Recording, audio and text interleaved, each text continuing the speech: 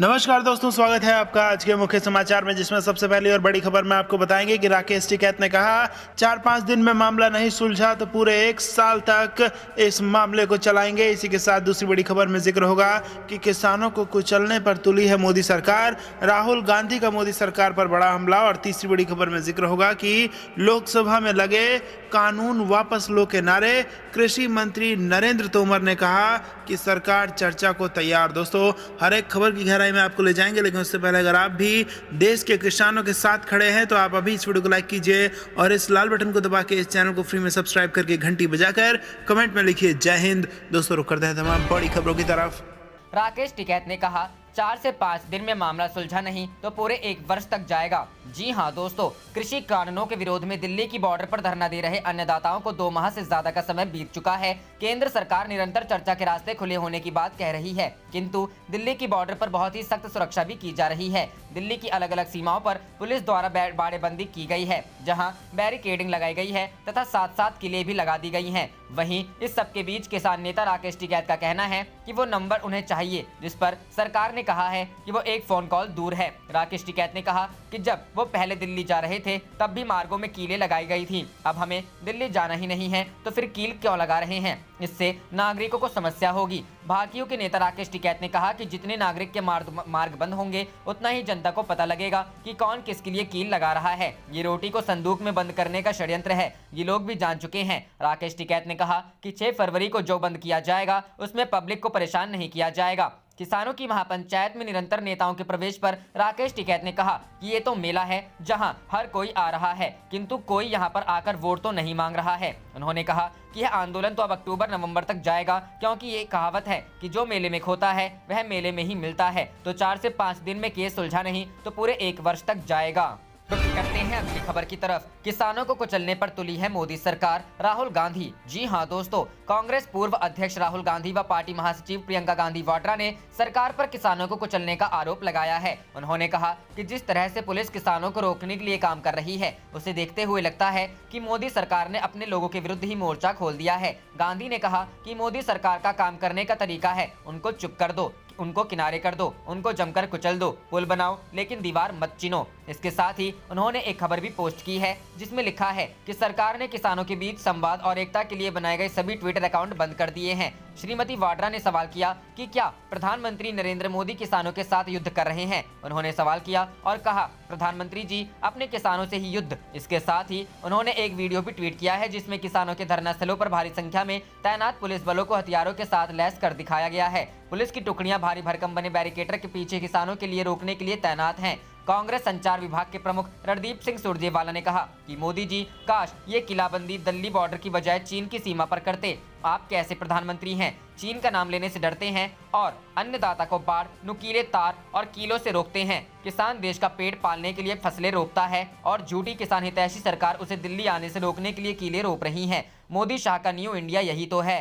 रुक करते हैं अगली खबर की तरफ। लोकसभा में लगे कानून वापस लो के नारे, कृषि मंत्री तोमर बोले सरकार चर्चा को तैयार। जी हां दोस्तों, विवादों में घिरे 3 नए कृषि कानूनों को वापस लेने की मांग को लेकर कांग्रेस और कई अन्य विपक्षी पार्टियों के सदस्यों के भारी हंगामे के कारण मंगलवार को लोकसभा की कार्यवाही बाधित रही। 2 बार के स्थगन के बाद निचले सदन की बैठक दिन भर के लिए स्थगित कर दी गई। विपक्षी सदस्यों के हंगामे के कारण सदन में प्रश्नकाल और शून्यकाल नहीं चल सका। सदन में हंगामे के बीच कृषि मंत्री नरेंद्र सिंह तोमर ने कहा कि सरकार किसानों से जुड़े मुद्दों पर संसद के अंदर और बाहर चर्चा करने को तैयार है। लोकसभा की बैठक 2 बार के स्थगन के बाद शाम 7 बजे पुनः शुरू हुई तो पहले की तरह ही विपक्षी सदस्यों का शोर शराबा जारी रहा। इस बीच पश्चिम बंगाल से भाजपा के सदस्य लॉकेट चटर्जी ने राष्ट्रपति के अभिभाषण पर धन्यवाद प्रस्ताव को चर्चा के लिए रखा।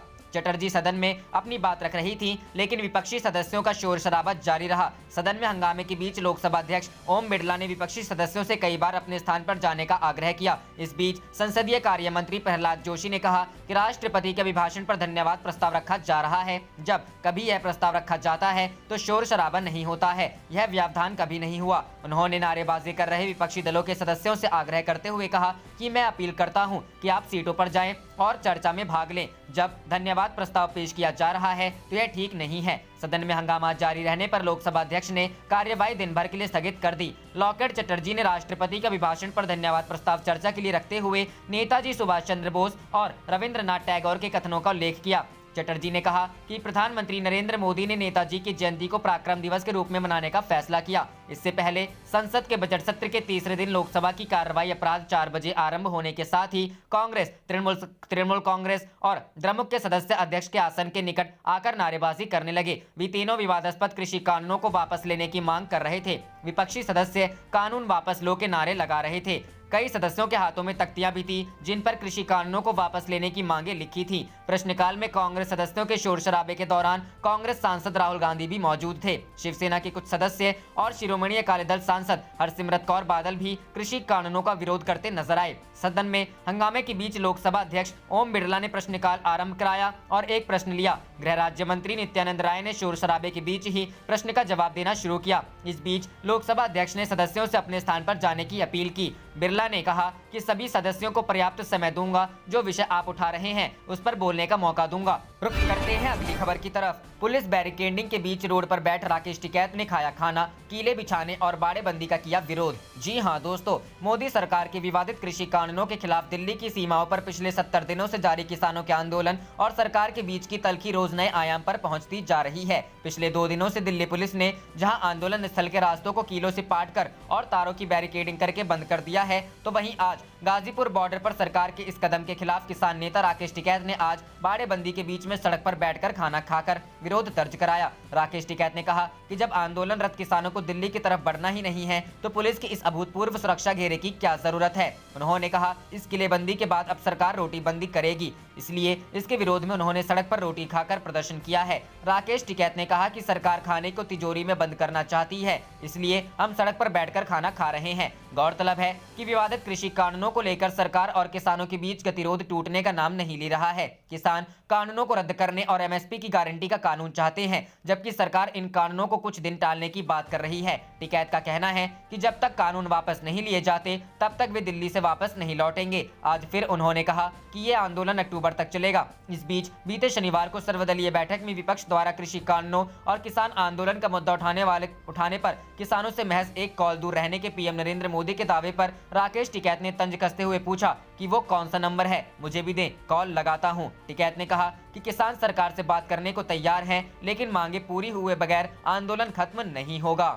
रुख करते हैं अगली खबर की तरफ। आंदोलनकारी किसानों को कानूनी मदद देगी कांग्रेस, विवेक तन्खा की अगुवाई में टीमों का गठन। जी हां दोस्तों, दिल्ली पुलिस की ओर से कई किसानों और उनके नेताओं के खिलाफ एफआईआर दर्ज किए जाने की खबरों के बीच मंगलवार को विवेक तन्खा की अगुवाई में कांग्रेस के कानून विभाग ने इस मामले में कानूनी मदद के लिए टीमों का गठन किया। कानूनी विभाग द्वारा पारित एक प्रस्ताव में कहा गया है, पंजाब, हरियाणा और दिल्ली के कानूनी विभाग के प्रतिनिधि किसानों और पत्रकारों को राहत और निवारण के संबंध में मदद करने के लिए पहले से ही ली गई कानूनी सेवाओं के बारे में अवगत कराने के लिए दिल्ली की सीमाओं पर किसान नेताओं से मिलेंगे। विभाग सार्वजनिक रूप से 4 राज्यों के प्रत्येक जिले में वकीलों की एक सूची प्रदर्शित करेगा जो जेलों का दौरा करेंगे और लापता व्यक्तियों के बारे में पता लगाएंगे और पुलिस थानों का भी दौरा करेंगे। दिल्ली पुलिस ने सोमवार को कहा कि किसानों के आंदोलन और विरोध के संबंध में किसी को भी अवैध तरीके से हिरासत में नहीं रखा गया है। पुलिस ने लोगों से अफवाहों पर ध्यान न देने की अपील भी की। दिल्ली पुलिस के पीआरओ ईश सिंघल ने कहा, हमने किसान आंदोलन के संबंध में अब तक कुल 44 मामले दर्ज किए हैं और कुल 122 लोगों को गिरफ्तार किया गया है। गिरफ्तार किए गए लोगों के अलावा पुलिस स्टेशनों में किसी को भी हिरासत में नहीं रखा गया है। उन सभी की रिकॉर्ड जिन्हें गिरफ्तार किया गया है दिल्ली पुलिस की वेबसाइट पर भी उपलब्ध हैं। दिल्ली पुलिस ने यह भी कहा कि गिरफ्तार किए गए लोगों के परिजन संबंधित पुलिस थानों से भी जानकारी ले सकते हैं। अधिकारी ने कहा, हमने लोगों को सुविधा देने के लिए अपनी वेबसाइट पर जानकारी डाल दी है। हम लोगों से अनुरोध करेंगे कि वे किसी भी अफवाह पर ध्यान न दें। इस बीच दिल्ली से लगते 3 बॉर्डर पर बैरिकेड्स और शिलाखंडों को सड़क को रखते हुए सुरक्षा बढ़ा दी गई है। पंजाब, हरियाणा और पश्चिम उत्तर प्रदेश से विरोध प्रदर्शनों में शामिल होने के लिए और अधिक किसानों के पहुंचने की आशंकाओं के बीच गाजीपुर, सिंघू और टिकरी बॉर्डर पर अतिरिक्त सुरक्षा बल तैनात कर दिए गए हैं। निगरानी रखने के लिए ड्रोन का इस्तेमाल किया जा रहा है और सीमावर्ती क्षेत्रों में सघन चेकिंग की जा रही है। नतीजतन राजधानी में बड़े पैमाने पर ट्रैफिक भी प्रभावित हो रहा है। जगह जगह जाम लग रहा है। रुख करते हैं अगली खबर की तरफ।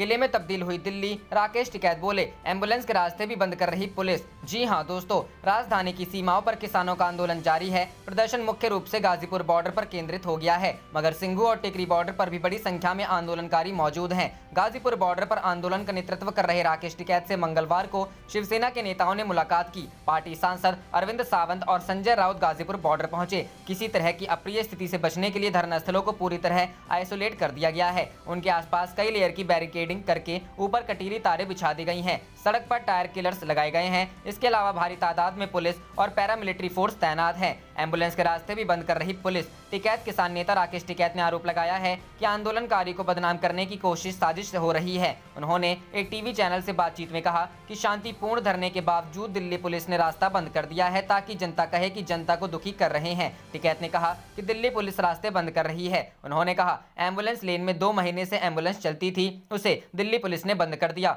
कटीले तार लगा दिए। 3 रोड को जिसे हमने छोड़ रखा था उसे भी बंद कर दिया। दिल्ली पुलिस ने गाजीपुर बॉर्डर पर अभूतपूर्व नाकेबंदी की है। धरना स्थल फ्लाईओवर के सभी चारों लेन पर बैरिकेड्स लगाए गए हैं। दिल्ली से गाजियाबाद जाने वाली रोड पर खासतौर पर 6 लेयर की बैरिकेडिंग की गई है। सबसे पहली और दूसरी लेयर में लोहे के बैरिकेड्स हैं और उसके ऊपर कटीली तारें। तीसरी लेयर में कंक्रीट के 3 फुट ऊंचे 2 स्लैब्स को आमने सामने रखकर उनके बीच में लगभग 2 फुट ऊंचाई तक सीमेंट और कंक्रीट का मसाला भरा गया है, जो 3 फुट ऊंची 1.5 फुट चौड़ी दीवार बन गई है। इसके बाद के 2 लेयरों में लोहे के बैरिकेड्स लगे हुए हैं। रुक करते हैं अगली खबर की तरफ। गाजीपुर बॉर्डर के घटनाक्रम को लेकर गुस्सा, बीजेपी विधायक नंदकिशोर गुर्जर की कई गांवों में एंट्री बैन। जी हां दोस्तों, केंद्र सरकार के 3 कृषि कानूनों के खिलाफ 7 महीने से ज्यादा समय से किसान देश में आंदोलन कर रहे हैं। शुरू में इस आंदोलन का ज्यादा असर हरियाणा और पंजाब में देखा जा रहा था, जिसके चलते वहां भाजपा नेताओं को लोगों के गुस्से का भी सामना करना पड़ रहा था। पंजाब हरियाणा के बाद अब पश्चिमी उत्तर प्रदेश में भी सत्ताधारी पार्टी के नेताओं का विरोध होने लगा है। खासतौर से 28 जनवरी को गाजीपुर बॉर्डर पर हुए घटनाक्रम के बाद पश्चिमी उत्तर प्रदेश के जिलों में लगातार किसान पंचायतें हो रही हैं, जिनमें निशाने पर बीजेपी नेता हैं। पश्चिमी यूपी में सबसे ज्यादा विरोध लोनी से भाजपा विधायक नंदकिशोर गुर्जर का दिख रहा है। गाजियाबाद के लोनी विधानसभा के गांव बंथला में सोमवार को एक बड़ी पंचायत हुई। पंचायत में लोनी विधायक नंदकिशोर गुर्जर के सार्वजनिक रूप से उनके बहिष्कार की घोषणा की गई है। पंचायत में लोगों ने कहा कि विधायक नंदकिशोर गुर्जर ने गाजीपुर बॉर्डर पर चल रहे किसान आंदोलन को लेकर जो बातें कही और अपने लोगों को वहां ले जाकर जो हिंसा की कोशिश की, उससे न सिर्फ क्षेत्र बल्कि गुर्जर जाति के लोगों को भी बदनामी हुई है। ऐसे में गांव के लोग एक राय से विधायक के बहिष्कार का ऐलान कर रहे हैं। गांव में जगह जगह होर्डिंग भी लगाए गए हैं। इनमें लिखा है कि गांव ने विधायक के बहिष्कार कर दिया है और उनका गांव आना मना है। बांतला से पहले बेहटा हाजीपुर के ग्रामीणों ने भी विधायक नंदकिशोर के अपने गांव में प्रवेश पर पाबंदी की घोषणा की थी। कई और गांवों में भी बीते 4 दिनों में नंदकिशोर को लेकर पंचायत हो चुकी है और उनका विरोध हो चुका है। उत्तर प्रदेश और दिल्ली के बॉर्डर पर भारतीय किसान यूनियन धरना दे रही है। राकेश टिकैत के नेतृत्व में ये धरना चल रहा है। 28 जनवरी की शाम यहाँ पुलिस बल बढ़ा दिया गया और प्रशासन ने किसान नेताओं से धरने को खत्म करने के लिए कहा। इसके बाद राकेश टिकैत ने कैमरा पर कहा कि किसानों को पीटने की तैयारी चल रही है और लोनी के विधायक नंदकिशोर सैकड़ों लोगों के साथ यहां किसानों पर हमला करने आए हैं। राकेश टिकैत के इस वीडियो के आने के बाद लगातार नंदकिशोर गुर्जर और दूसरे भाजपा नेता किसानों के गुस्से का सामना कर रहे हैं।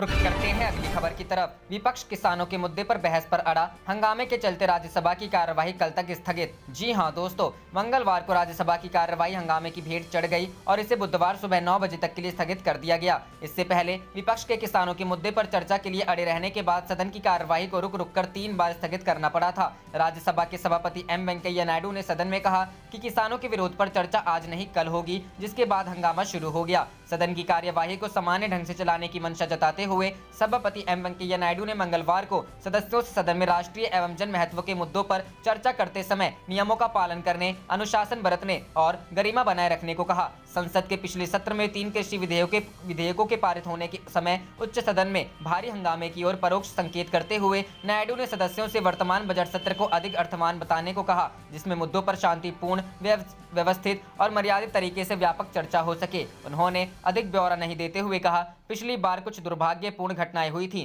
कृषि क्षेत्र के सुधार के लिए लाए गए 3 विधेयकों को पारित किए जाने के समय सितंबर में हुए पिछले सत्र में विपक्ष के कुछ सदस्यों ने नियम पुस्तिका फाड़ दी थी और वे आसन के बेहद समीप आ गए थे और उन्होंने जमकर हंगामा किया था। नायडू ने कहा, यह सुनिश्चित करना हम सभी के लिए बाध्यकारी है कि सदन समुचित ढंग से चले, सदस्य नियमों का पालन करें, अनुशासन एवं गरिमा को बरकरार रखा जाए तथा सार्थक ढंग से चर्चा में हिस्सा लिया जाए। उन्होंने कहा, मैं हमेशा ही सदस्यों से ये कहता रहा हूँ कि ऐसी किसी भी स्थिति को टाला जाए जिससे सदन और राष्ट्र के हित प्रभावित होते हों।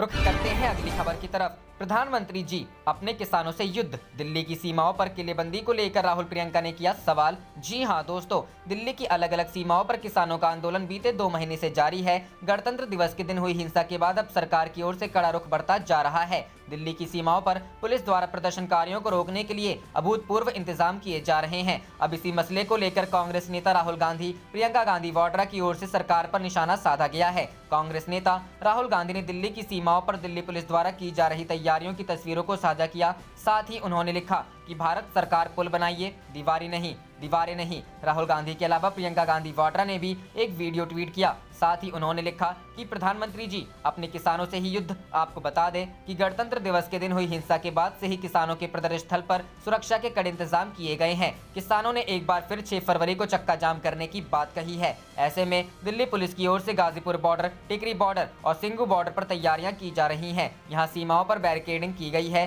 सीमेंट के बड़े बड़े बैरिकेड बना दिए गए हैं। सड़कों में कीलें लगाई जा रही हैं। कटीली तारों का इस्तेमाल किया जा रहा है ताकि प्रदर्शनकारी किसान फिर से दिल्ली की ओर ट्रैक्टर न ले आएं। इतना ही नहीं, बीते दिनों दिल्ली पुलिस के जवानों की एक तस्वीर सामने आई थी जिसमें जवान स्टील की रॉड और कवच जैसा कवर लेकर तैनात हुए थे। पुलिस का कहना था कि कोई प्रदर्शनकारी तलवार से हमला न कर दे, इसलिए ऐसी तैयारी की गई है।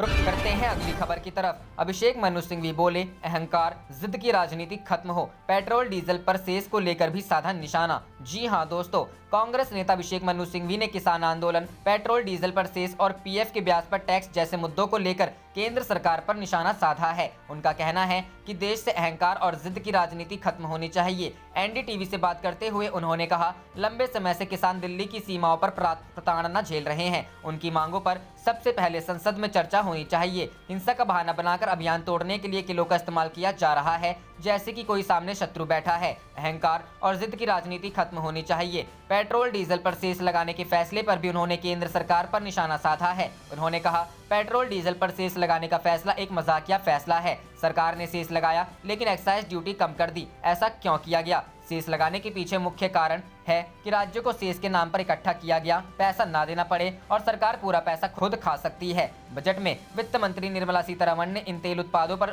उत्पाद शुल्क में कटौती की, लेकिन साथ ही उपकर लगा दिया। आम बजट 2021-22 में वित्त मंत्री ने कृषि अवसंरचना विकास उपकर लगाया और उतनी ही उत्पाद शुल्क में कटौती कर दी, जिसका खामियाजा राज्य को उठाना पड़ेगा। गौरतलब है कि केंद्र सरकार को उपकर राज्यों के साथ साझा नहीं करना पड़ेगा, जबकि उत्पाद शुल्क को साझा करना पड़ता है। वहीं पीएफ के ब्याज पर टैक्स के उन्होंने कहा कि प्रोविडेंट फंड जैसे फंड से बहुत ध्यान से निपटने की जरूरत है। पीएफ से इनकम पर टैक्स लगाने का मैं समर्थन नहीं करता। बता दें, पीएफ में 2.5 लाख रुपए से ज्यादा निवेश करने वालों को इस बजट में झटका लगा है। दरअसल वित्त मंत्री निर्मला सीतारमण ने सोमवार को बजट में ऐलान किया कि जो भी कर्मचारी भविष्य निधि में किसी वित्तीय वर्ष में 2.5 लाख रुपए से ज्यादा का योगदान देते हैं, उन्हें इस पर टैक्स देना होगा। ये लोग पीएफ से मिलने वाले ब्याज पर कर छूट का दावा नहीं कर पाएंगे। 1 अप्रैल से बजट का यह प्रावधान लागू होगा। रुख करते हैं अगली खबर की तरफ।